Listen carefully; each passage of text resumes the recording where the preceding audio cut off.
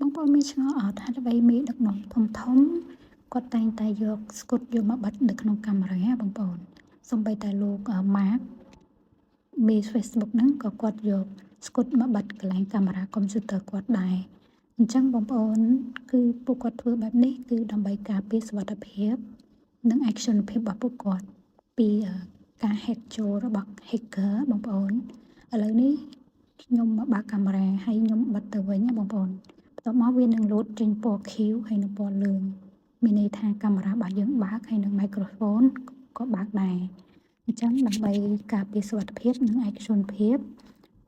យើងចូលទៅ setting មកបងប្អូនបន្ទាប់មកបងប្អូនទៅរកពាក្យ privacy and security រួចហើយបងប្អូនអស់ទៅរកពាក្យកាមេរ៉ាមកបងប្អូនហើយយើងចូលទៅបិទនៅកម្មវិធីណាដែលយើងគិតថាវាមិនសំខាន់ដែលត្រូវភ្ជាប់ជាមួយកាមេរ៉ាហ្នឹងបងប្អូនបិទវាមកដល់ខ្ញុំមកចូលបិទ Messenger អញ្ចឹងបងប្អូនចូលបិទទៅកម្មវិធីណាដែលមិនសំខាន់ហ្នឹងណាហើយបន្តមកទៀតខ្ញុំចូលទៅកន្លែង microphone ហើយខ្ញុំចូលទៅបិទនៅ Messenger ដូចគ្នាដែរបងប្អូនខ្ញុំចុច Messenger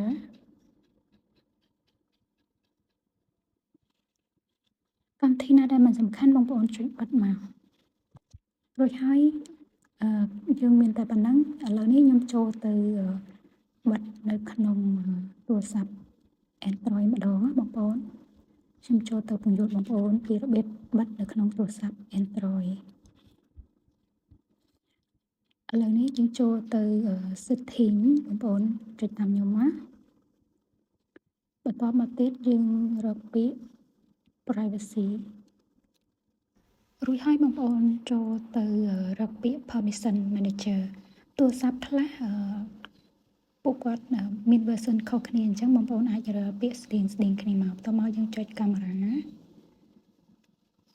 រួចហើយយើងទៅយក Messenger យើងចូលទៅបិទ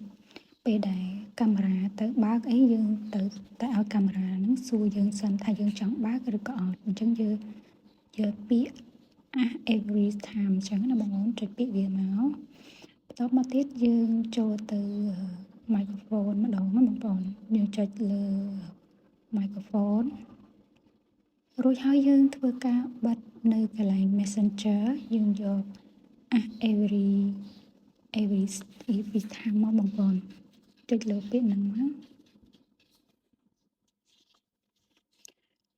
រួចហើយយើងធ្វើការបិទរួចរាល់អញ្ចឹងកម្មវិធីណាដែលបងប្អូនចង់បិទបងប្អូនបិទមកបងប្អូនអញ្ចឹងបងប្អូនអាចធ្វើតាមខ្ញុំបានណាបងប្អូនអញ្ចឹងវីដេអូរបស់ខ្ញុំមានតែប៉ុណ្ណឹងសូមអរគុណច្រើនបងប្អូន